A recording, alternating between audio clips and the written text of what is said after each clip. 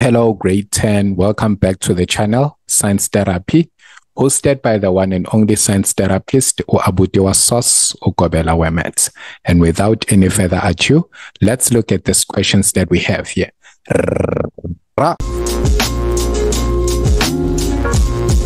Okay, so we have question 8. It says in the circuit diagram below, each cell has a voltage of 1.5 volts. Use the diagram to answer the questions that follow. So we can see here we are given how many cells. So this is 1, 2, 3, 4, 5. Remember, this is the positive terminal and the negative terminal of the cell, followed by another cell. So we have 5 cells that make up this battery here. So in order to calculate the reading on V1, all we are supposed to do now is saying, since each cell has 1.5 volts, then we're just going to say 1.5, multiply that by 5, right, for the 5 cells. Then that's going to be 1.5 multiplied by 5 is 7.5. So that's how you are just supposed to get that 1 mark. Then 8.2 says, calculate the following, the total resistance of the circuit. Now we can see that this part here of the circuit is connected in parallel, but this one is connected in series. So we have a series parallel connection. So that means we can start by calculating the total of the parallel, which we use the formula 1 over Rp is equals to 1 over R1 plus 1 over R2 plus 1 over R3. This is going to give us 1 over 6 plus 1 over 4 plus 1 over 3, right? And then when we add all that up, 1 over 6 plus 1 over 4 plus 1 over 3, that's going to give us 1 over Rp is equals to 3 over 4. But then remember, this is not the final answer. In order to find Rp, we then need to swap these ones. So make this the denominator and then the 1 the numerator. Make this Rp the numerator and the 1 the denominator. And then also this side, it will become 4 over 3, right? And then when you press 4 over 3 into your calculator, it's supposed to give you 1.33 ohms, right? But then remember, you haven't calculated the total resistance. To calculate the total resistance, now you need to say RT is equals to the resistance of the parallel plus the resistance of the series. Parallel is 1.33, but then the series one is 2.67, meant to say. And then when you add those ones up, they are supposed to give you 4 ohms, right? So, okay, and that becomes our total resistance, just like that. So 8.2.2 says reading on A1, right? So 8.2.2 meant to say. So this was 8.2.1. The reading on A1, we know that once our ammeter is connected here, this reads the total current.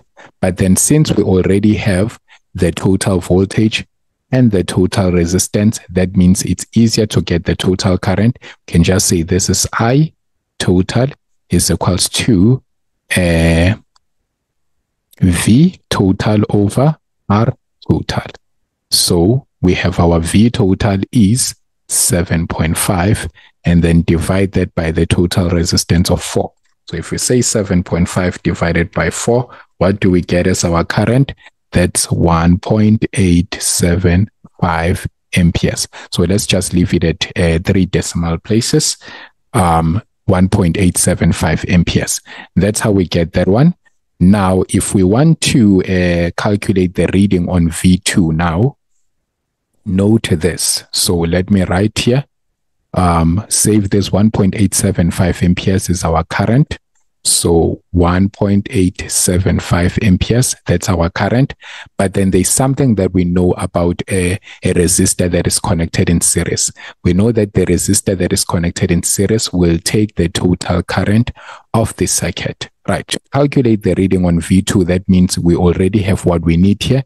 The resistance is 2.67 ohms, but also the current in this resistor is 1.87 amperes. Why? Because it is connected in series. Therefore, it will exactly be the same current that flows in there. Right. So to calculate that one for 2 marks, again, we're going to say V2 is equals to I of the series multiplied by R of the series. Right. So what is I of the series? It's 1.875. And then what is R of the series? It's only this one. So that's 2.67. Right.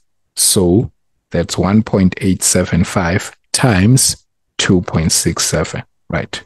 And then that is going to give us 5. Right. So 5.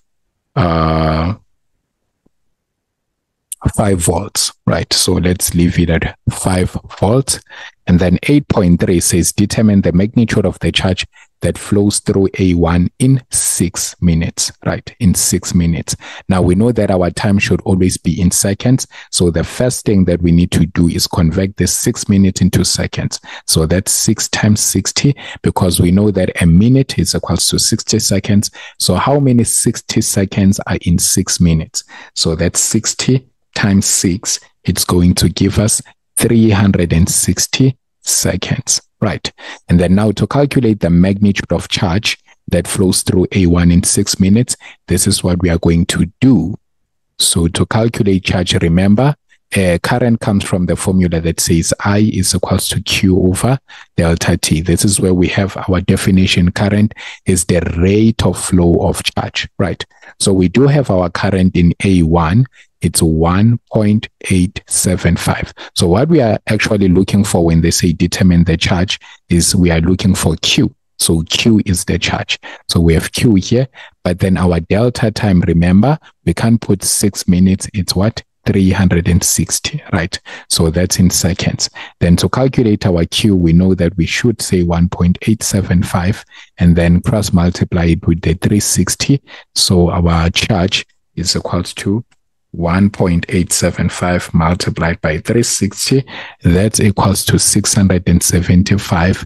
But then remember, charges are always given in coulombs, right? So 675 coulombs. That's how you were supposed to tackle this question for a total of 11 marks. So make sure that you play the video as many times as possible and try to understand the approach that I took into solving this question. But with all that being said, please press the thumbs up button if you've enjoyed the lesson and then you have found it helpful. And if you've been watching the videos and haven't subscribed yet, what are you waiting for? Please hit that subscribe button. But most importantly, please share the link with your friends and classmates so that they may also find assistance. Remember, do not be selfish. We are winning as a team.